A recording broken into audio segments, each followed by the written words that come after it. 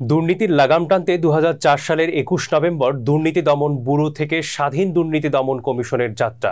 বর্তমানে সারা দেশে ৩৬টি সমন্বিত জেলা কার্যালয়কে কেন্দ্র করে চলছে দুর্নীতি দমন ও প্রতিরোধের কার্যক্রম। তবে অল্প সংখ্যক কার্যালয় ও সীমিত লোকবল নিয়ে প্রায় ১৭ কোটি জনসংখ্যার বাংলাদেশে জনপ্রত্যাশা পূরণের সংস্থাটিকে প্রতিনিয়ত হিমশিম খেতে হচ্ছে। তার উপর রাজনৈতিক ও আমলাতান্ত্রিক নানামুখী বিরূপ চাপে প্রকৃত কাজের স্বাধীনতা থেকে বঞ্চিত দুদক। মানুষের দরজার সেবা পৌঁছে দিতে হটলাইন ১০৬, এনফোর্সমেন্ট ইউনিট ও ফরেনসিক ল্যাব সহ নানা প্রশংসনীয় উদ্যোগ গ্রহণ করলেও সীমিত কার্যালয় ও দক্ষ লোকবল স্বল্পতায় কঠিন পরিস্থিতি মোকাবেলা করতে হচ্ছে রাষ্ট্রীয় দুর্নীতি বিরোধী সংস্থাটিকে। ফলে বাস্তবায়ন হচ্ছে না দুদক প্রতিষ্ঠার মূল উদ্দেশ্য।